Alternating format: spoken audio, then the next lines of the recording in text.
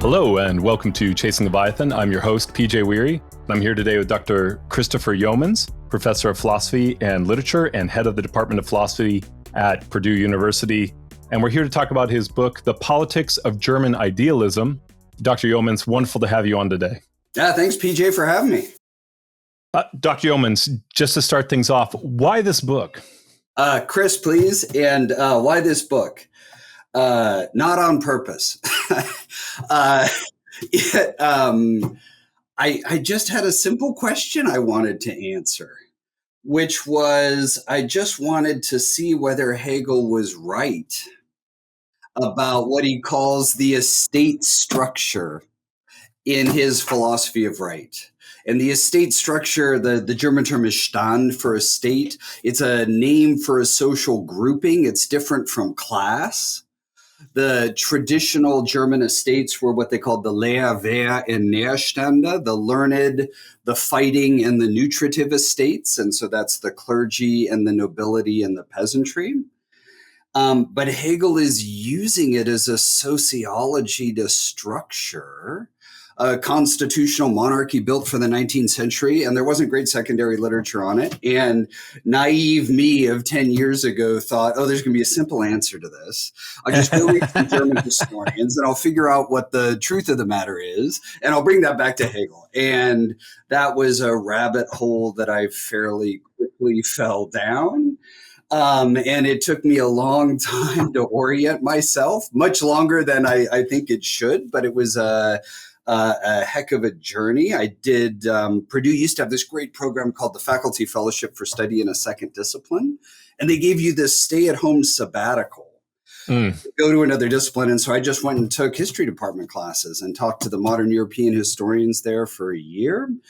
And so I sort of worked out from there to piece together the kind of historicism that I needed to make sense of what was going on.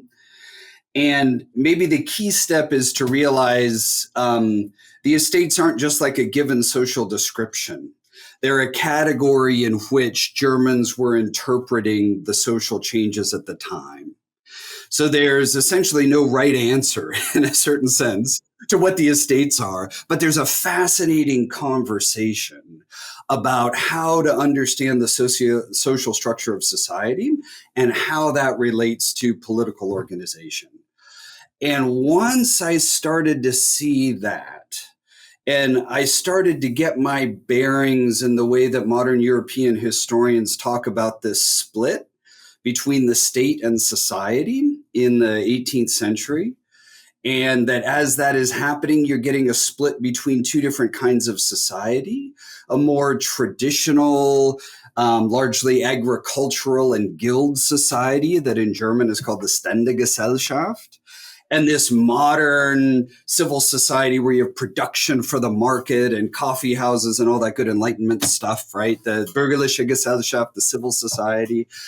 And once I started to get that to make sense of Hegel, I was still teaching Kant and Fichte and their political philosophies, and I started to see things that were going on there.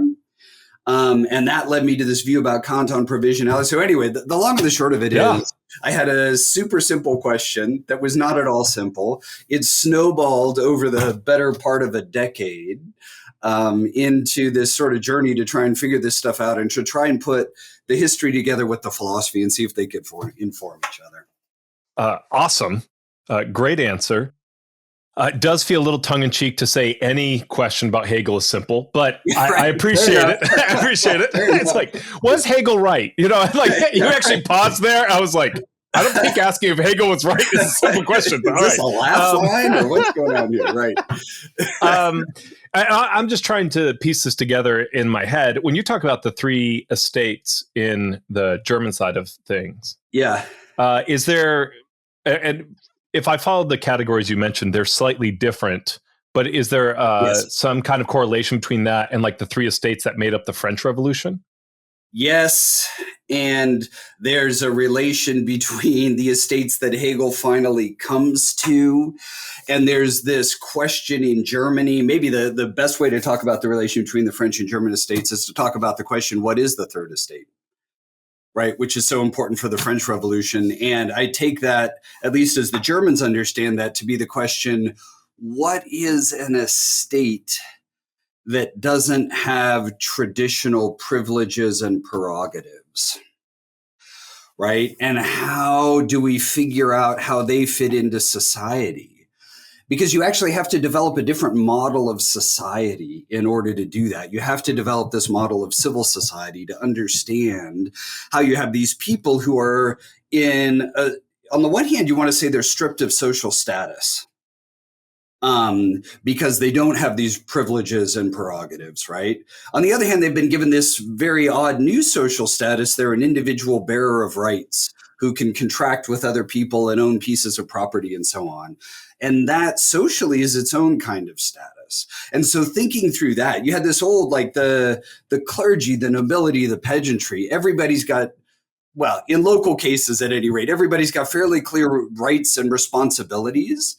And, rights even, I'm not going to make an argument for the validity of serfdom or anything, but the peasantry had the right to be supported in times of crop loss by their manorial lords, which is something that, of course, the poor in civil society lose entirely until you get to the welfare state much later. But the traditional society was this kind of rich tissue of responsibilities and prerogatives that was sort of deeply personal and very variable and local.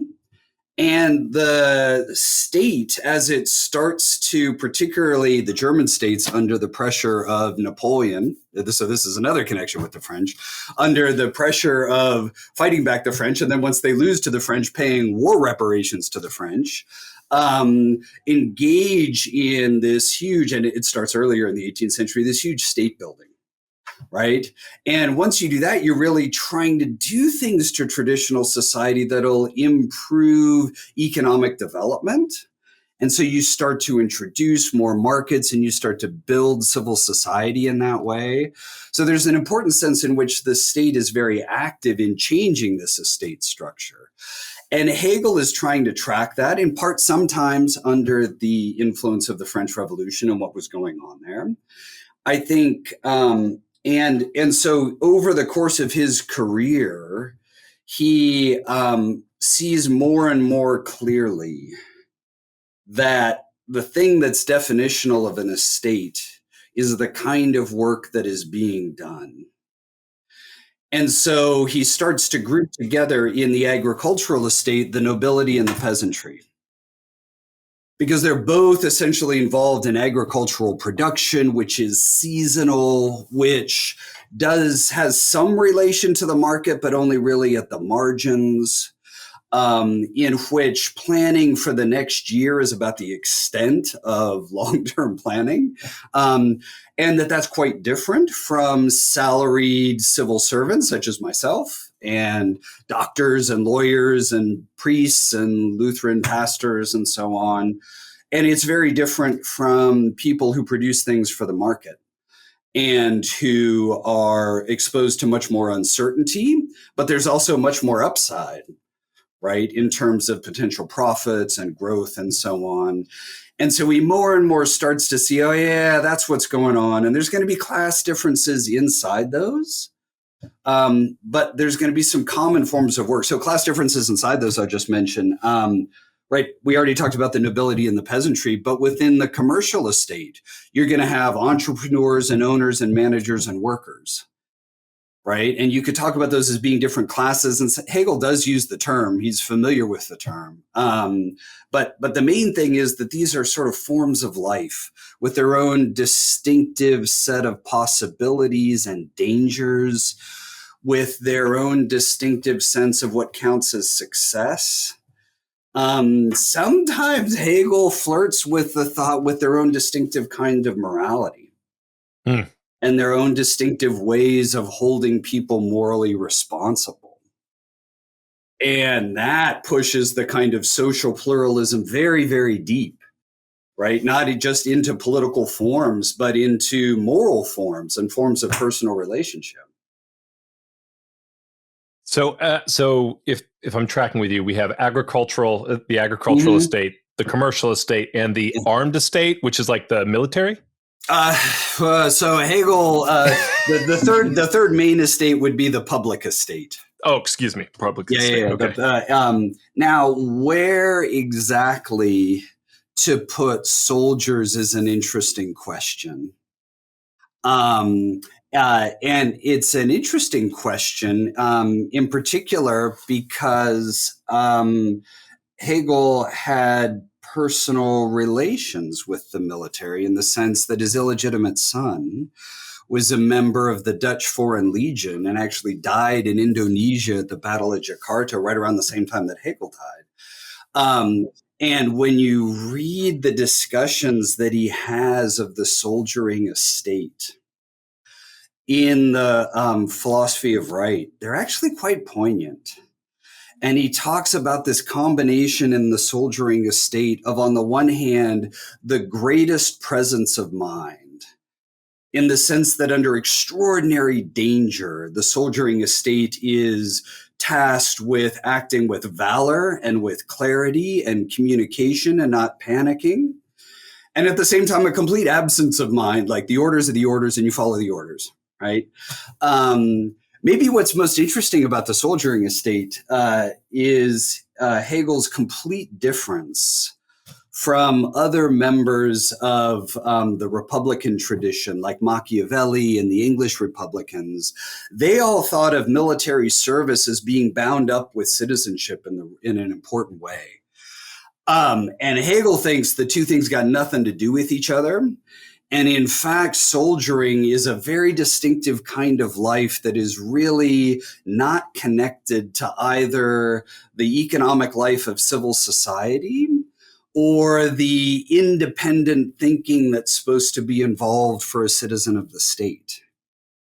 And so there's a fascinating difference between, and a big part of that, of course, is people like Machiavelli and the Harringtonian English Republicans, right? They thought the reason you want a citizen army is you want to avoid a standing army, right? The standing army gives the regime too much power. But Hegel just thinks, man, that ship has sailed. And the only way you can defend yourself right now, you have two options, standing army and mercenaries. And even mercenaries, you're not really going to be able to find anymore. And so the only question is your standing army open to talent, right? Is your officer corps just composed of the sons of the nobility? Or are they actually good soldiers who have the respect of their troops and so on? And Hegel very much argues for careers open to talent, like he does generally throughout the economy. Yeah, that was actually going to be my follow-up question was that the rise of the professional standing army? So that's, you anticipated that beautifully. No, absolutely. I mean, look, in part because, and this is another thing I'll say, Hegel is in part interested in Machiavelli because he sees the German states as being in a similar position as Quattrocento Italian states, namely too weak to defend themselves against foreign aggression. And for a Germany that still had, I mean, it's been a while, but the lessons of the 30 Years' War, right, relatively fresh in mind, and then the Napoleonic Wars, that's a real danger. And Hegel's more worried about the British or the French running things than he is about Prussia having a standing army. A couple different places I want to go, but make sure I stay on track here. So let's take a step back, and you start the whole introduction with this idea of, and I think this does even tie into what you've been talking about. You're talking about there's a social structure that provided responsibility for all the peasants. Yeah. And then you have kind of the tearing, if I understand correctly, the tearing of social fabric through urbanization and industrialization. You have a bunch of people who go into cities and they don't have a manorial lord to take care of them, all these sorts of things. So you call this time a a Saddleite, if I'm pronouncing that correctly.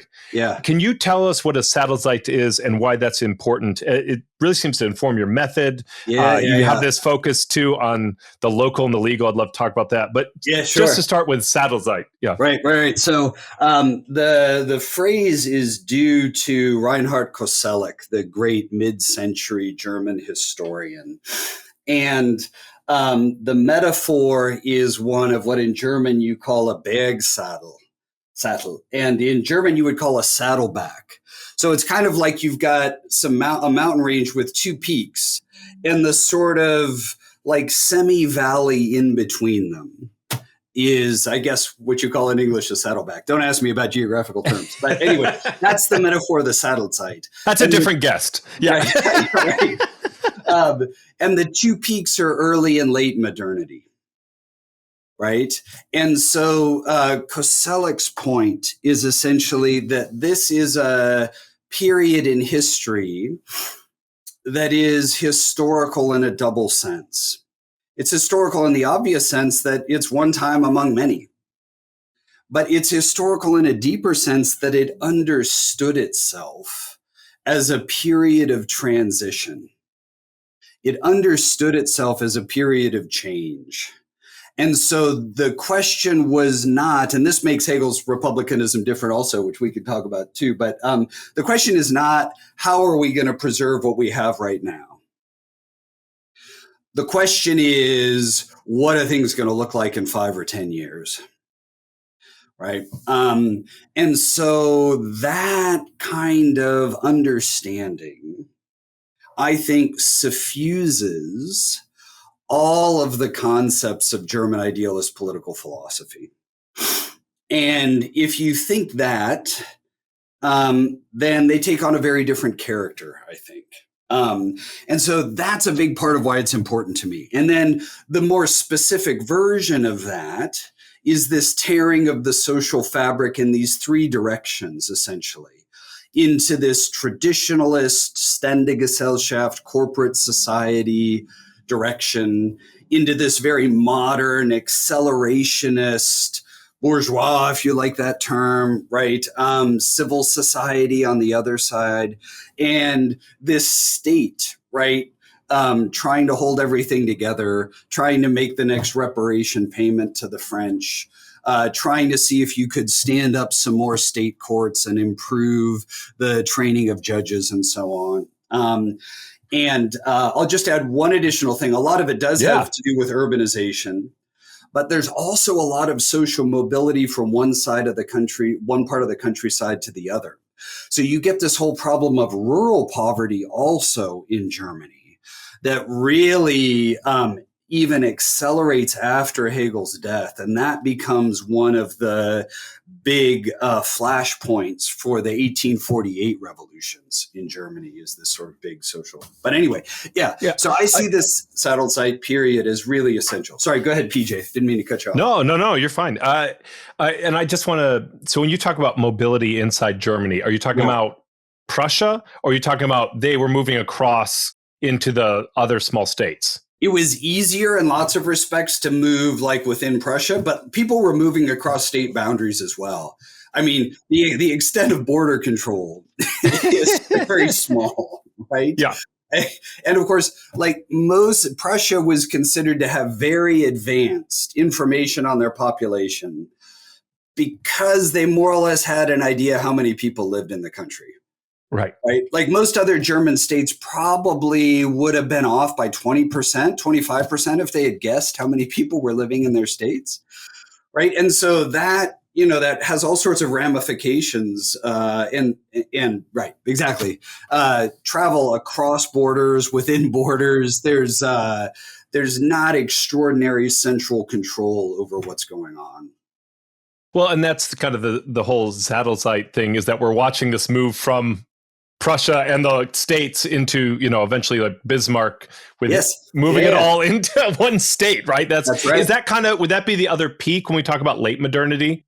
Or is it speaking, that would be the other peak, industrialization and the final build out of things like the Zollverein, the customs union, I guess is how it's usually translated. The building out of extensive property rights, and so on. But yeah, that would be the other peak. And you're sort of in Hegel's time, right, in 1818 with the Vienna Congress, you're halfway in between. You go from the Holy Roman Empire of the German nation, which of course Voltaire famously joked was neither holy nor Roman. He might have added, nor was it an empire, nor was there a German nation of which anything could be. I mean, it's the most hopefully named political entity, but absolutely sui generis, right? Hundreds of political entities from Prussia on the one hand and Austria, which were only sort of half in and half out of the Holy Roman Empire and kind of empires on their own, down to, some little valley that an imperial knight from the Crusades had, right? I mean, all like officially voting together on policy. So this is the other reason that it really seemed transitional, was that people already in the 18th century were looking, or Germans were thinking, really, the Holy Roman Empire, this is our political organization? This can't be the case, right? This cannot be true. So you, under the pressure of Napoleon, you get a lot of consolidation, right? Bavaria picks up a whole bunch of states. Prussia picks up a whole bunch of states. And so you go down from hundreds to, I want to say that there's somewhere in like 25 states in the German Confederation, right? And then it's most of those that then get unified in 1871 by Bismarck into what we now call Germany. Yeah, and then there's the whole interplay with Austria, and that's a whole other thing. Yeah. There's a great. It's very complicated. Yes, I'm blanking on the name. There's a German historian who has a great little book on 19th century Germany, and the first line is something like, the 19th century Germany sets out as a fight between Austria and Prussia, and the winner was Napoleon. That sounds about right. Yeah. So, and I think to get into what you're doing with the book, can we return now to, you're talking about there's a third estate without traditional rights, and the philosophers are trying to answer that. What are some of who is that group of people who don't have traditional rights? And what is Kant's answer? What is Fichte's answer? What is Hegel's answer? Because you kind of set it up. Those three each time. Yeah. Oh, that's a great way of posing the question, right? So, you as an estate. So Hegel names it as an estate, and he calls it the Stand des Gewerbes, the estate of commerce, the estate of trade and industry. Sometimes it's translated. The correlative. So that's to describe the group of people that compose it. If you want to talk about it as an institution, you would use the term civil society, bürgerliche Gesellschaft. And even that is interesting. So bürgerlich is the sort of German equivalent of bourgeois. But Hegel complains that French has bourgeois and citoyen, right, as these two terms, like an economic term and a political term. And German doesn't. German tries to collapse everything into bürgerlich. And so there's fights over the time about what that means, but I won't go down that rabbit hole. So you have civil society and the commercial estate. Real quick. Yeah. The reason that they don't have that distinction, though, is partly because that their state is not as strong. Is that part? Yeah, that's right. That's right. Okay. Would that be like to keep it simple without... Yes. I understand the need to dive down rabbit holes. But right. The economy is less developed. So it's less developed on both sides. Yeah, because it's fractured. Yeah, that's right. Okay. Yeah. Sorry, continue. Well, because it's fractured, and also it just contingent historical circumstances that, like, England develops first, and then France, and then Germany in terms of on the economic side. So it's fractured, but in a way, it's not pulled apart as far as it is in France. But in France, the political dimension is so much more visible because you've got the monarchy and you've got the whole French government. And so it's a different setup. But yeah. So, but to go back to Kant, right? So Kant really struggles with this. And I think he understands, here's what he understands, that he doesn't really get the institutional dimension, but he sees the consequences of these social changes for the normativity of law and political normativity. And so he can see that there's a form of normative validity that is distinctively social, which is private law, which is sort of provisional, right? And constantly capable of being renegotiated. And that there's another kind of validity, which is attached to the state and public law, which could in principle be peremptory in the sense of cutting off all debate. But then in the historical works, Kant thinks we should never do that. We should never think of human culture as finished, as not, and human laws as not capable of improvement and so on. And so it's clear that he can see that there are these two forms of normative validity, but Kant is no sociologist. Kant has essentially no interest in the institutional design of government. It's just not his thing. And so it's a brilliant move to see the consequences in these different forms of normativity. But that's where he gets. Fichte sees the issue, I think, rather clearly. And Fichte is constantly, I would say, maybe this is the best way to put it in a nutshell. Fichte is constantly pushing back against what he calls the anarchy of trade. He's constantly pushing back against the kind of uncertainty and poverty that civil society naturally generates, which Hegel is just going to take on board as something that happens. And we're going to try and mitigate it. We're going to try to do some different things. But Hegel has no thought, really, as far as I can tell, anywhere in his career, that you could have, number one, that you could have modern society without civil society. And number two, that you could have civil society without poverty and inequality. Right? That's just facing facts as far as Hegel is concerned. But Fichte doesn't want to go that way.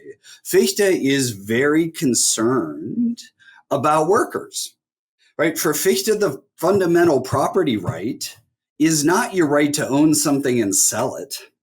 The fundamental property right is your right to earn a living, your right to support yourself with your own work. And there's a status dimension of that. That's your right to be self-sufficient, to walk down the street and to go into church on Sunday with your head held high as somebody who contributes to the community, as somebody who's responsible for him or herself, right? And so everything in Fichte's political philosophy is designed to manage the economy, to plan the economy to the extent that you can preserve that. And so in the closed commercial state, it's just absolutely such a fascinating document. You get this mixture of kind of modern day socialism with very much old regime, almost guild style production relations. But it's all in an attempt really to try and fight the anarchy of trade and to prevent in a certain sense, I think it's right to say, to really prevent the development of the estate that Hegel just thinks is here, it's coming down the pike, and the only question is how we integrate that into our society. I think as you're talking about this, I can see why the inheritance section is in some ways a great case study for this, because like Fichte talking about the absolute and the relative, because in some senses it doesn't matter what gets passed down. For Kant, it's a purely economic question. For Fichte, there is that status side of it, and it's fundamentally changed because in an agricultural, if I understand correctly, an agricultural set, you always have the farm, and you always have access to food through the farm if you work. That's right. But with urbanization and industrialization, you don't have that. And so how does inheritance work? And so do you mind sharing how Fichte works through this absolute and relative sense of inheritance? Yeah. So absolute and relative property for Fichte are the fundamental form of property, which is your right to earn a living. And then this kind of secondary form of property and stuff, right? And I mean, before I even go on, it's not that crazy in the early of the 19th century to say the vast majority of what you cared about was being able to earn a living. The number of like physical items that people owned was very small, right? I have a friend who teaches history, teaches material culture. And she likes to tell her students, like, go home, count how many items of clothing you have in your closet in your dorm room. And then we come back, she'll explain that this is like 10 times more clothes than Marie Antoinette had, right? The like stuff and passing down your stuff, right? Maybe not so important. And then that becomes taken up in many respects in Hegel's distinction between property proper, what he calls Eigentum, and resources, what he calls Vermögen, right? Resources are things like the family farm, or things like your ability to be involved in work relations and so on, right? And so you're right. For Fichte, it is that conception of property as tied to your job that is the most important thing. And so among the things that you would like, in fact, most, if you were the child, say, of a blacksmith, are blacksmith tools, right? But essentially, Fichte thinks primarily, and this is very common in Germany at the time, Fichte thinks primarily of inheritance as a way in which other members of the family are taken care of. And only secondarily in terms of what we would now think of as a private property right. And then Hegel, for all intents and purposes, just takes this over. I think there's not that much originality to Hegel's view here, to be perfectly honest. And simply says, look, I think Hegel's view actually is the fundamental form of property of resources is community property, what we would call community property now. The family owns the property, right? Now he's patriarchal enough to say, oh yeah, and the husband disposes over the property for the family, right? But conceptually speaking, it's family property. And then look, but you also, each of the members of the family, well, they've got some sort of property rights. They should have something over which they could dispose. And so there should be a little bit of the estate over which the decedent gets to say, oh, so-and-so gets my Bible.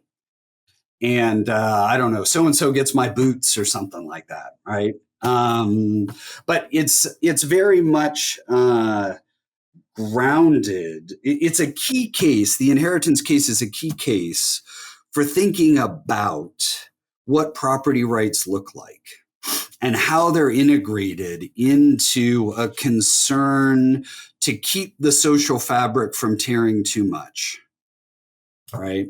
And then Fichte and Hegel have their own sort of ways of doing this. In the end, Fichte wants to do it through a kind of planned economy where, you know, every 5 years we're going to get together and decide how many blacksmiths are going to be and who they are. And if we decide that you're a blacksmith, that's also us deciding that I'm going to buy my horseshoes from you. And Fichte is very clear about that, right? If you give somebody the right to work as a blacksmith, you are obligated to buy stuff from them. Otherwise, what is the right to work as a blacksmith like worth, right? Nothing.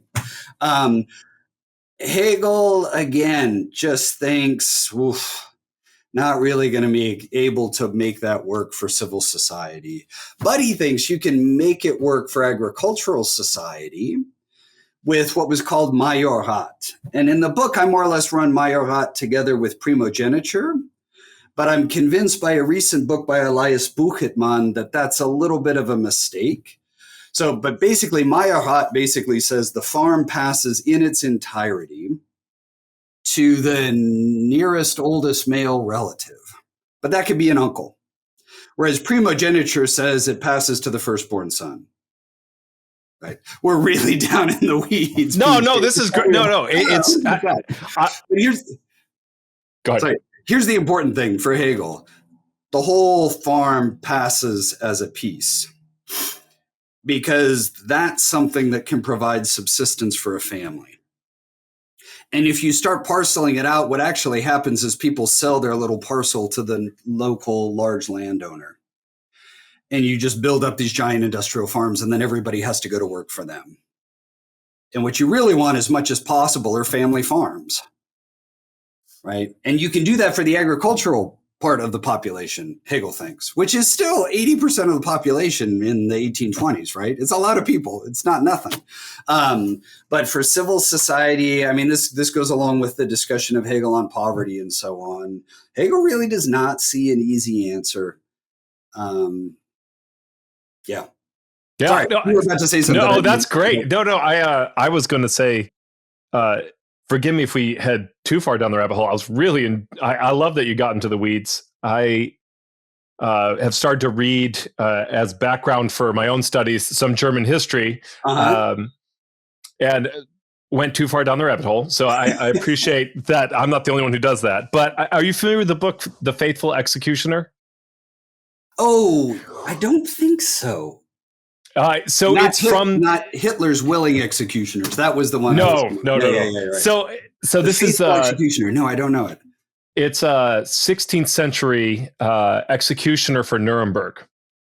So, and the reason I bring this up, and like an autobiography or an oral history, or it's a biography of based on and I'll try and keep this brief. And I do have a point with it. I think most people hearing this discussion do not realize, and I think this goes back to the Saddleite, when we hear Hegel and Fichte talking about this, when you talk about Fichte's old school kind of combination of the old estates with the new modern, we recognize ourselves in Hegel and Fichte, kind of, and then there's like little weird things. But it wasn't until I started reading in the 16th century that I was like, this is a foreign land. Like, this is so alien. Like, so you mentioned, and the reason I wanted to bring this up, you mentioned the inheritance of the right to work. Yeah. And so an executioner could not go to church. An executioner could not be married in the church, could not be baptized in the church. Often their wives died because the midwife would not go in their house. Wow. Even though, so this particular executioner, right as it was becoming more socially acceptable position. So you see this kind of in the medieval times, the criminal punishment would be done by basically mercenaries. And so everyone thought of the executioner as a thug. But Nuremberg was more advanced. And so they had him, and they paid him probably 10 times what your average person made a year. So he made a lot of money, but no one would talk to him, because it was seen as dishonorable. Which is so strange. It was passed down to him by his father, and the reason this all starts is he keeps a catalog of all the work he does, and then he sends it with letters of recommendation to the emperor to try and make sure that his son does not become an executioner, because he wants his son to be able to do honorable work.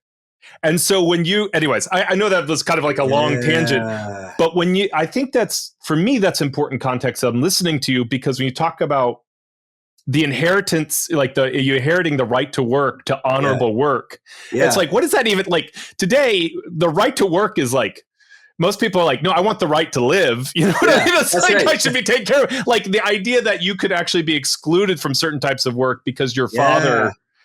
Anyways, I don't know if that sparks any thoughts from you, but that it absolutely does. I mean, which is a big part of why Fichte and Hegel care about it is actually set by Kant, which is where to start here? It goes back to the burger conversation we were having before, right? So the more usual phrase in German through most of the 18th century was Stadtbürger with a DT, the resident of a town. Yeah. And then it started being used as Staatsbürger, the citizen of a state.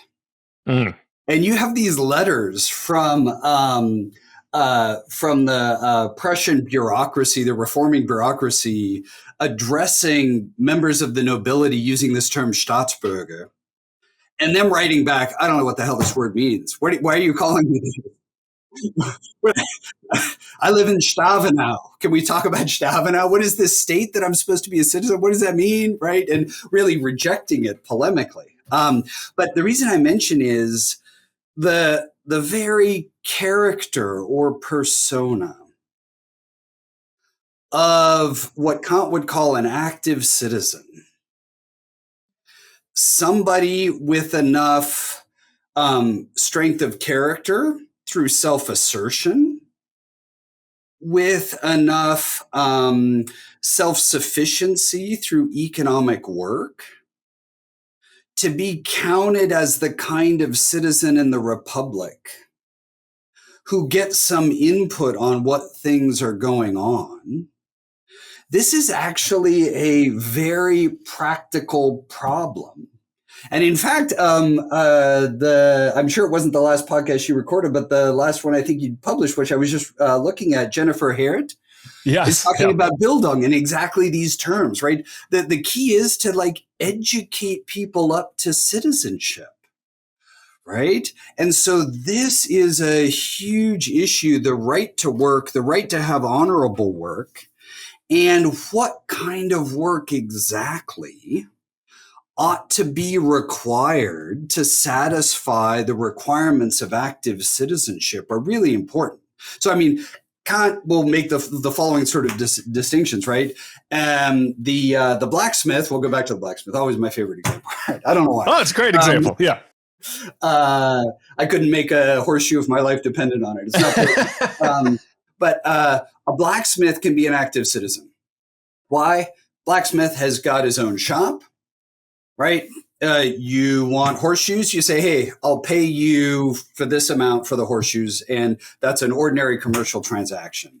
The stable boy who just lives in the stables and does whatever you ask him to do with the horses is only a passive citizen. Right? Why? Well, he's, if you like it in the Republican language, at the beck and call of his master.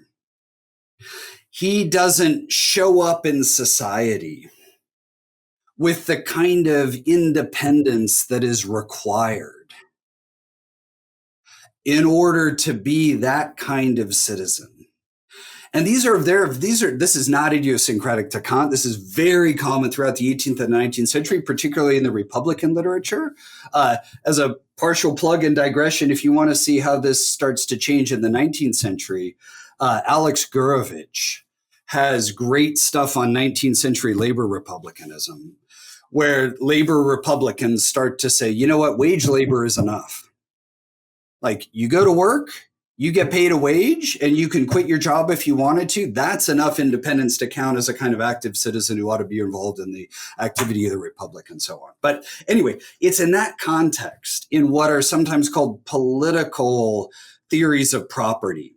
That is, theories of property where the importance of property is not so much economic advancement or that you control some piece of the world, my pen, right? But rather, no, you have the kind of independent economic basis that allows you to serve as an active and independent citizen in the Republic. That's the important thing. And Fichte sees that very clearly, but also knows a little bit more about how market economies work and thinks, you know what? Market economy is not going to make hardly anybody an active citizen. The only way we're going to make people active citizens is a planned economy. And I mean, look, Fichte, I mean, you cannot ever complain that Fichte doesn't bite his bullets, right? When Fichte understands that to do this, you're going to have to close the borders, you're going to have to plan the economy is not going to grow. But all of that will be worth it, Fichte thinks, if you can make everybody citizens, real active citizens. And for Fichte, even unmarried women, even unmarried adult women can be active citizens in this way. And so which would be pretty radical for the time. Oh, for sure. Yeah. I'll say the quiet part out loud there. Yeah, right. Certainly not something that Kant or Hegel are willing to contemplate. That's for sure. Yeah, and so, but that like concern with social status, and this is why. So I have one of these Cambridge Elements coming out in about a month or two, where I talk about Hegel against the background of the Republican tradition. And one thing that the Republican tradition is traditionally very good at thinking about is the interaction between status and politics. And this really comes to Hegel through Montesquieu. I think that's really the primary source. He'd read Machiavelli, he's sympathetic to Machiavelli, but it's really coming through Montesquieu, I think. But this thought that a lot of what political society has to do is, like I was saying before, let people walk down the street with their heads held high. Like when Hegel's worried about poverty, he's not worried that we won't be able to feed people. He doesn't think that's a hard problem. Nobody's going to starve. The hard problem is not infantilizing people who are on the dole, not turning them into a rabble. Right? He worries about the rabble. Precisely that they don't feel like they can go to church, like your executioner, right?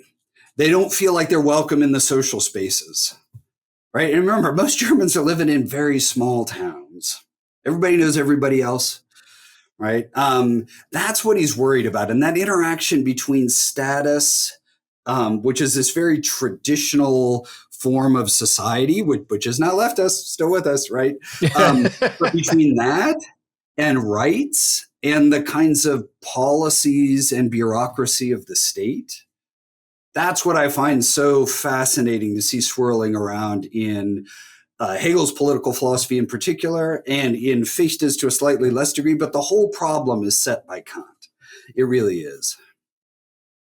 There's two things, if you don't mind. One is there's such a clear background here in coming out of the Renaissance and the way that had become accepted in Greek and Roman background to all these questions, right? Like when you talk about the rabble, the fear of the rabble, that's first and foremost a Roman question, and that's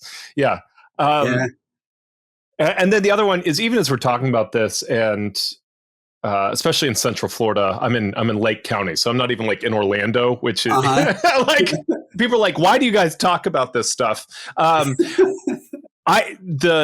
parallels with Jefferson, we don't have the same social fabric, right? That holds things together, and that does create a difference. But when you talk about that Greek and Roman background, which learning about like Washington posing as Cincinnatus, that sort of thing, but also the idea of one of the choices that Jefferson makes is to really push the landed male. That's right alongside of what Hegel's saying. And so, but there's differences, and as you're talking through this, it really gives us alternatives, ways of seeing, and also noticing that these things aren't set in stone for America. Yeah. I think for Jeffersonian Republicans, for Harringtonian Republicans in Britain, commerce is the enemy, right? And John Pocock has told that story brilliantly and at great length, but absolutely brilliantly. And Hegel, there's really no nostalgia in Hegel. There's a deep kind of realism to him. Now, and let me be clear, I don't think there's nostalgia in Fichte either. Like, Fichte's closed commercial state is not an attempt to go back to a guild system. It really is an attempt to push forward. It's just very clear-eyed about what the consequences of that are going to be for economic growth and development. But there is very much a sense, in Hegel at any rate, that there has to be some way within commerce, within this hall of mirrors, where things are operating on credit rather than, landed property, where there's the possibility of speculation, where things are more anonymous. Hegel thinks you've got to find the particular form of virtue, as it were, that is appropriate to that. Fichte is more skeptical, right? And Fichte really does think you let speculation loose, you let the anarchy of trade loose, and you're going to lose the ability to give everybody citizenship, because you're going to lose the ability to give them work by which they can sustain themselves. And that, for Fichte, is the fundamental Enlightenment value. That's what made it worth fighting the French Revolution. That's what makes it worth reforming Germany. Is not so that we can have more stuff, right? Or that we can improve our material well-being. It's so that we can be citizens. And in a certain sense, that's like very classically Republican, in the sense that, right, there's something about us as human beings that requires political participation, and come hell or high water, or just subsistence economy, we're going to put that together. Now, look, but Fichte is responding in a different way than Hegel, but in a certain sense, they're responding to the same problem, and one kind of put by Montesquieu, where Montesquieu says, look, democracy sounds great, but you know what the Athenians were first and foremost? Dirt poor. They had no property worth caring about. Wives stuck at home making everything run. They got all the time in the world to sit around and debate things. But as soon as you add property to the equation, everything changes. And then you need different forms. And so this is, right, Montesquieu and to some degree Hegel think of constitutional monarchy as a more modern form of government than democracy. I never tire of pointing that out to my students, right? Because I think democracy presupposes economic relations that we can't and maybe shouldn't have anymore. Yeah. Sorry, but now I can't remember how we got to that. No, that's great. Let me just say one other thing about Roman real quick. Go for it. The other bit of Rome that is floating around here is the Roman conception of property rights, right? Which is a kind of absolute conception, which is something like Blackstone's sole and despotic dominion, which has no place in German law until the 19th century. Can't find it anywhere. Fichte says this explicitly, right? He uses it's not sole and despotic dominion, not that phrase, but something like that. And he says, I've never seen any of this. Nobody's ever had any of this. But that becomes a way of thinking about a potential commercial future. And so it's often... Forgive me. Yeah. Do you mind defining that a little bit more? Sure. Right. Yes. Yeah. Yeah. So sole and despotic dominion being the kind of, in English, it's called fee simple property. And that's the kind of property that, if you like this language, ties together all of the sticks in the bundle. Your right to use something, your right to exclude something, your right to alienate something, your right to profit from something, your right to waste something. Like Proudhon has this great line that like the owner of property can milk his cows onto the soil or pour salt on his fields. Like qua property owner, the property owner cannot do anything wrong with their property because it's theirs. If they hurt somebody else with it, that's a different story, right? But you know, if in I don't know, 16th century Germany, you went out and poured salt on your field, somebody would stop you. Like the village needs stuff growing there.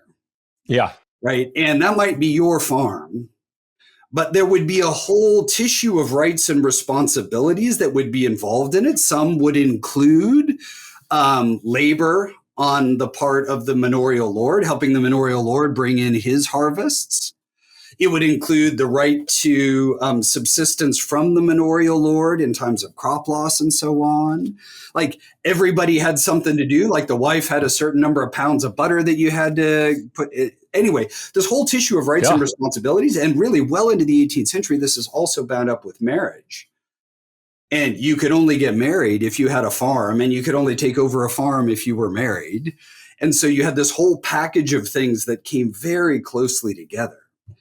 And that's completely different from whatever Archer Daniels Midlands owns in Kansas or Ohio or Illinois or Indiana, where you're growing, you know, soybeans and corn for commodity crops. Right. But that kind of sole and despotic dominion, people talk about it as the classical property law, but there's nothing traditional about it in Germany. It's entirely this foreign thought derived from Rome. And so in his lectures, often Hegel's very interesting, will use Rome as a way of thinking about the future. Like maybe civil society will go in this direction. Like maybe once everything can be owned and everything has a money value and everything can be bought and sold, it'll kind of look like Rome, right? And the other thing, I mean, if you know Hegel's lectures on the philosophy of world history, when he comes to Rome, he basically says, look, the original Romans had nothing in common. It's just shepherds and bandits, right? The only thing they could think of in common was the property right. And so that's like the one norm that they have. And when all you have is a hammer, everything looks like a nail, right? Marriage, oh, that's a property right. Kids, oh, that's a property right, you know? I mean, this is Hegel's understanding of Rome. And so that has an influence too, right? And the thought also that if we start to build out very consistent codes of law like the Romans did, it'll have a kind of content like the Romans gave it, namely the one with this kind of fee simple property at its heart. Thank you. And I appreciate you stopping to define that, because I was not entirely familiar with that, but man, the line like just straight to American politics is fascinating. Now, so I want to be respectful of your time. If you don't mind, kind of the last question I'd love to ask is, sure, after someone listens to this episode, what is something that you would recommend or kind of give as an application? Like what's something someone should think about or something someone should do over the next week after listening to this podcast episode? Think of how, in Bruno Latour's great term, we have never been modern. Think of how the urban-rural divide is important in American and German politics now. Think of the role of status in this thought that you have that like the rural part of the country feels like they're condescended to by coastal elites. Think about the power of those kinds of traditions, right? Whether they are invoked in good faith or in bad, right? That sort of sense of things. And I am very much, I think a kind of humility, particularly among academics of my ilk, right, in our perspective being one among many, and in a robust sense of a political society as composed of groups of people that are honestly leading different forms of life and have to somehow be co-citizens together. I mean, we're not leading the forms of life that Kant or Fichte or Hegel talked about, right? Even, I mean, Indiana farmers are like small business people, right? You need, I don't know, 2 or 3 people to farm 3,000 acres here. But what you need is $1 million worth of combines and all of the rest of it, right? And then you've got farmers playing the futures markets as a hedge against bad crops and so on, right? It's a very different sort of thing. But nonetheless, like backing away from it, I often find that there's an orientation here and there's some concepts here for thinking through the historical moment in which we find ourselves, which is essentially a transitional moment, right? Whatever the university system looks like in 5 years, it is not going to be what it looks like now. Whatever the federal government looks like, it is not going to be what it looks like now. But one in which these kinds of status divides are important and in which people are talking past each other because they're leading these forms of lives that have very different kinds of dangers, very different kinds of opportunities, very different kinds of virtues and vices. And having a kind of willingness to be in that space. So I was just hearing a talk from Roberto Salinas Leon, who one of our alums who came here, and he was talking about Newman, John Henry Newman, and his Newman has this great line that the gentle person is, how does he put it, merciful in the face of the absurd. And I think other forms of life can't help but look absurd to us, right? And those of us in academia should be particularly cognizant of this fact and how we look to our students and to people outside of the university ecosystem entirely and how they look to us and so on.